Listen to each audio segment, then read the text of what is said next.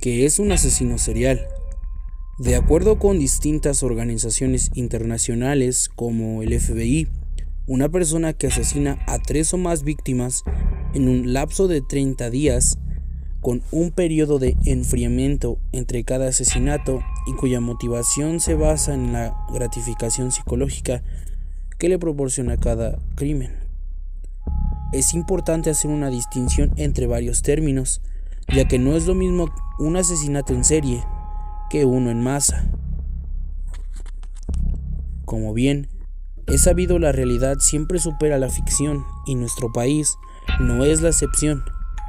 Muestra de ello es la información disponible en los anales forenses, donde existe el registro de diversos personajes cuyos perfiles psicológicos y modus operandi los convierten en algunos de los asesinos más famosos de la historia.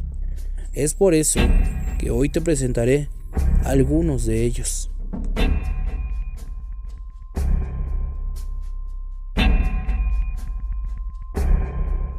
Entre 1880 y 1888, este hombre mató a 20 prostitutas. Las crónicas de la época lo describen como un hombre que, a pesar de ser casi analfabeto, actuaba de manera muy educada con las mujeres para ganar su confianza. Pero en realidad, era un ser vil y manipulador. El chalequero provino de su estilo de vestir, pues dicen que solía llevar pantalones entallados, fajas y un chaleco. La policía lo detuvo el 13 de febrero de 1888, tras ser denunciado por los vecinos de una de sus víctimas. Las autoridades no pudieron comprobar su responsabilidad en el resto de los asesinatos, pero uno bastó para que fuera condenado a muerte. Sin embargo, el entonces presidente Porfirio Díaz revocó su sentencia y ordenó una pena de 20 años de prisión en San Juan de Ulúa, Veracruz, de donde fue liberado por error en 1904. Al salir de la cárcel, tuvo una última víctima, Antonia, una mujer de edad avanzada a quien violó, golpeó y degolló. Su detención se atribuye a un reportero que investigó el caso y comparó el asesinato con los ocurridos años atrás.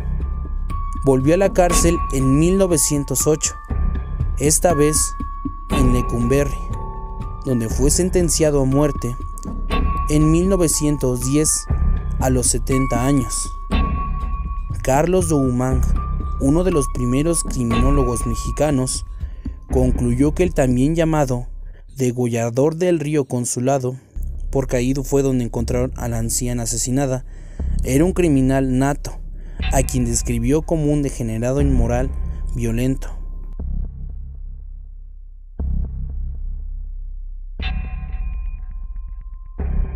Conocido como el estrangulador de Tacuba, cometió sus crímenes entre agosto y septiembre de 1942. Sus víctimas fueron una compañera de la carrera de Ciencias Químicas y 3 prostitutas. Con ellas primero tuvo relaciones sexuales y después las ahorcó y enterró en el jardín de su casa. En 1942 confesó sus crímenes, luego de que su madre lo internó en un hospital psiquiátrico, preso en Lecumberri. Goyo fue un personaje singular en la cárcel. Asistió a clases de psiquiatra, recibía visitas familiares, sostenía relaciones con las enfermeras e incluso tenía licencia para salir cuando quisiera. Obtuvo su libertad en 1976 por un indulto del entonces presidente Luis Echeverría, y ese año la Cámara de Diputados le rindió un homenaje por ser un ejemplo de readaptación social, ya que durante su estancia en prisión aprendió el Código Penal y se convirtió en abogado de otros internos.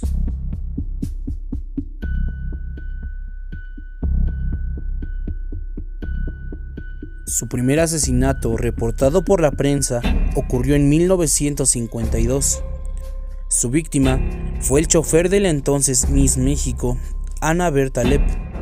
Se trataba de un capitán del ejército, a quien disparó en la céntrica Avenida Insurgentes y la calle de Yucatán, en la colonia Roma.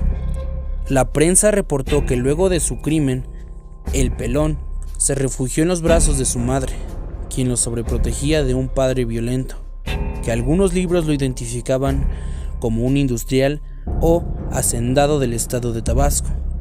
La madre lo refugió en un hotel y de ahí salió en busca de una mujer con quien tener sexo. Su siguiente víctima fue una mujer que no conocía y quien se negó a tomar un café con él. La secuestró, la llevó a un motel de paso y la mató. Las autoridades solo pudieron comprobarle esos 2 homicidios, pero sospechaban que era responsable de otras muertes. Ya en la cárcel, los doctores Alfonso Quirós Cuarón, Alfonso Milán y José Sol Casao lo sometieron a exámenes y le diagnosticaron esquizofrenia paranoica. Fue enviado al manicomio de la Castañeda. Ahí lo llamaron el psicótico muralista, porque con su propio excremento pintaba murales en las paredes. Al obtener su libertad, muchos años después corrió la leyenda de que se le veía deambular por el bosque de Chapultepec, tirando migaja de pan a los animales.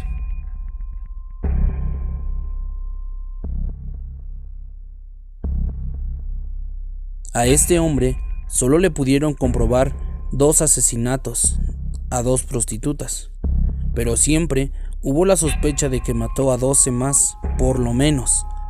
Sus crímenes ocurrieron en la década de los 70, en la Ciudad de México, y la prensa lo llamó el Jack Mexicano, porque él mismo se identificó así durante su juicio. Procedía de una familia de escasos recursos, cuando mucho cursó la educación básica y su vida estuvo marcada por un fracaso. Durante un tiempo fue miembro de infantería de la Guardia Presidencial, pero fue despedido por su incompetencia e indisciplina. Después quiso dedicarse al boxeo, pero jamás lo logró. Luego entró a trabajar como policía preventivo, bajo el nombre falso de Fernando Ramírez Luna, pero también fue despedido tras ser acusado y hallado culpable de los cargos de abuso de autoridad y uso excesivo de la fuerza durante un arresto. Estuvo casado y tuvo varios hijos. Durante las investigaciones de los homicidios y el posterior juicio, su esposa declaró que Macario se siente superior a todo aquel que lo rodea. Fue detenido por el crimen de una mujer de nombre Julia, quien fue hallada muerta en un hotel en septiembre de 1962. En el espejo, Macario dejó un recado escrito con lápiz labial que decía: Jack Mexicano, reto a Cueto, el entonces jefe de la policía. Ese mismo mes fue detenido y llevado a prisión, condenado a una pena de 60 años.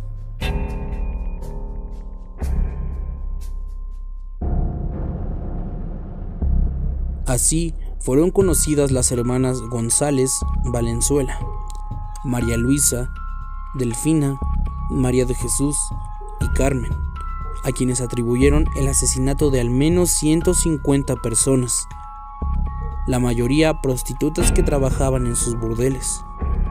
Las autoridades presumieron que a muchas de sus víctimas las enterraron vivas. Eran originarias del Salto, Jalisco, y durante su infancia fueron víctimas de violencia familiar. Para huir del maltrato de su padre, Carmen se fugó con su novio cuando era un adolescente, pero su padre la encontró y la encarceló en la prisión municipal. Las hermanas trabajaban como obreras en una fábrica textil, donde recibían sueldos miserables. Al morir sus padres, recibieron una modesta herencia, la cual ocuparían para abrir un prostíbulo y comenzar con sus crímenes. Ganaron fama por su bar en San Francisco del Rincón, Guanajuato, donde las llamaron las Poquianchis. Reclutaban mujeres con engaños y las obligaban a dar sexo servicio. El 6 de enero de 1964 fueron detenidas después de que una de sus víctimas escapara y las denunciara. Las autoridades encontraron un pequeño cementerio con restos humanos de todas sus víctimas.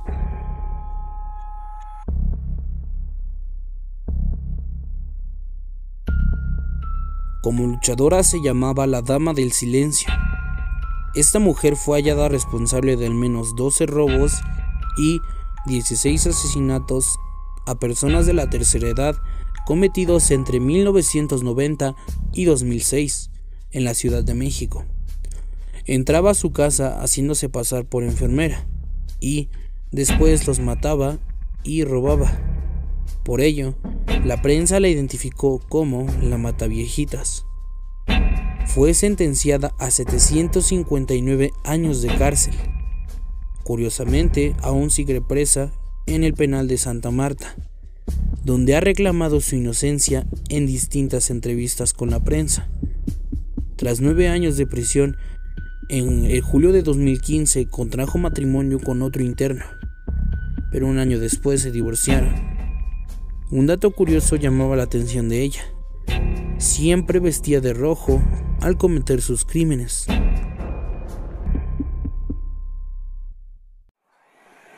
Antes de marcharte, recuerda suscribirte si es que te ha gustado el contenido. También te invito a que le des like y lo compartas con tus amigos. Yo soy Cero. Y déjame recordarte que no importa dónde estés o dónde te escondas, tus pesadillas siempre te encontrarán.